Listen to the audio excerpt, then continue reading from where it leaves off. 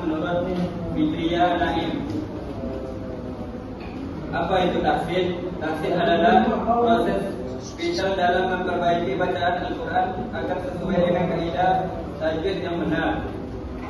Ini bukan sekadar membaca, melainkan seni menghafal setiap huruf dengan cepat, dengan tepat, seolah-olah Anda melukis ayat-ayat suci.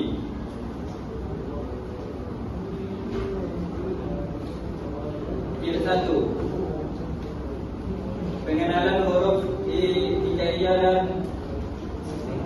makharijul huruf.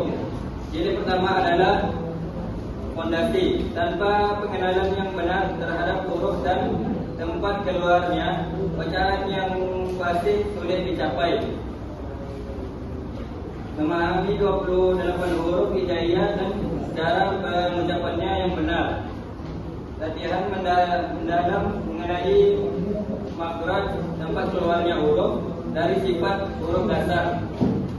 Contoh praktis: membedakan huruf so dengan sa dari segi makhraj dan sifat yang berbeda secara signifikan. Jilid 2. Tajwid dasar dan mad. Setelah menguasai huruf, langkah selanjutnya adalah memahami nafas bacaan. Mad memberikan keindahan dan ritme pada setiap ayat. 1. Pengenalan hukum mad. Mempelajari konsep dasar panjang pendek bacaan dalam Al-Quran. 2. Mad asli. Memahami perbedaan antara mad asli dan mad far'i serta cara membedakannya. 3. Latihan pengucapan. Melakukan pelatihan intensif dengan contoh ayat Al-Quran untuk mempraktikkan hukum mad. Jilid 3. Hukum nun dan mim mati. Hukum dan mim mati dan tanwin serta hukum mim adalah satu bagian penting dalam tajwid. Kesalahan dari di sini sering terjadi dapat mengubah esensi bacaan.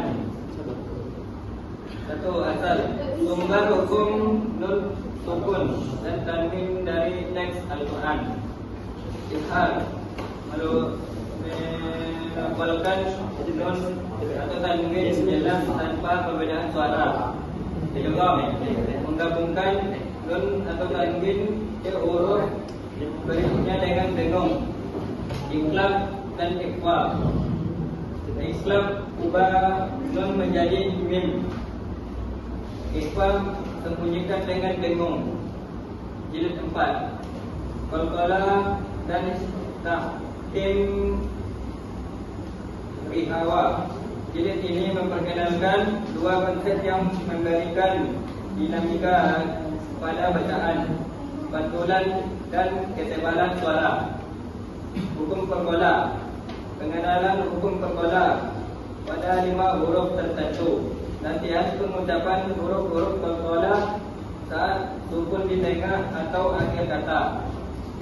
Tahkim dan riwayat. Memberikan antara tahkim huruf tebal dan rihawa huruf tipis. Contohnya ayat dan latihan praktis untuk memastikan pengucapan yang benar. Jilid 5. Hukum lam dan ra. Penguasaan hukum lam dan ra sangat penting kerana kedua huruf ini memiliki kondisi yang khusus yang mempengaruhi bacaan secara signifikan. Hukum lam. Penjelasan mendalam tentang hukum lam, khususnya pada lafzul dalalah, kata Allah, dan lam takrib, hukum ra. Tentang hukum ra yang bisa dibaca tebal atau tipis berdasarkan akad dan huruf sebelumnya. Jilid 6. Praktik bacaan dan penguatan. Jilid terakhir ini adalah puncak dari semua pembelajaran saat menggabungkan semua kaidah dan merasakan keindahan bacaan yang pasti. Penggabungan hukum tajwid menerapkan semua hukum tajwid yang telah dipelajari dari jilid 1 sampai 5 secara bersamaan. Latihan membaca intensif, membaca surat-surat pendek dan bagian-bagian Al-Quran lainnya dengan benar dan lancar. Baiklah, itulah hasil dari PPT saya.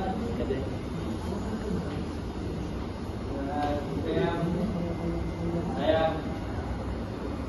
membuka sesi saya tanya jawab. Silakan bagi kawan-kawan yang mau bertanya.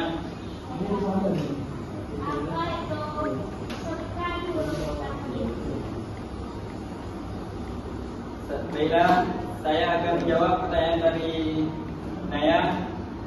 Apa itu huruf tahkim? Huruf tahkim, sebutkan huruf tahkim. Huruf tahkim ada 7 huruf, yaitu ko, so, do, wo, to, go, dan zo.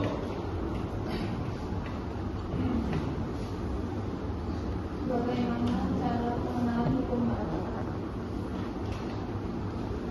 Baiklah, saya akan menjawab pertanyaan dari Fitri. Bagaimana cara mengenal huruf mat? Pengenalan huruf mat dilakukan dengan mengenali 3 huruf mat: alif, waw, dan ya. Cara membacanya dengan dipanjangkan.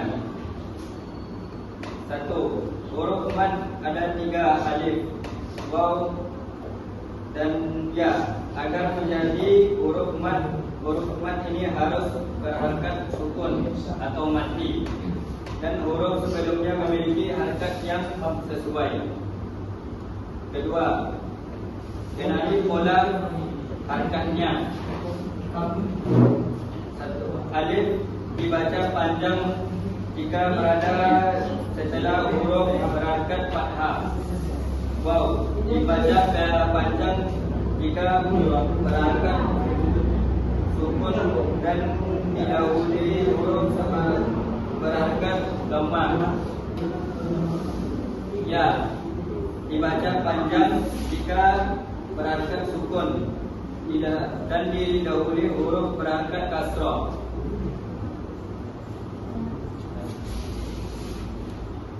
Sebutkan huruf-huruf qalqalah. Qalqalah. Saya akan menjawab dari pertanyaan dari Aifa. Sebutkan huruf-huruf qalqalah. Huruf qalqalah ada 4. Pertama, ko. Huruf qalqalah ada 5, yaitu qaf, to, ba, jim, dal. Baiklah, saya sudah menjawab pertanyaan dari teman-teman. Jika ada kekurangan, saya mohon maaf.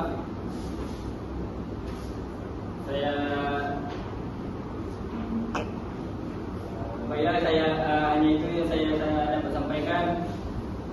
Assalamualaikum warahmatullahi wabarakatuh.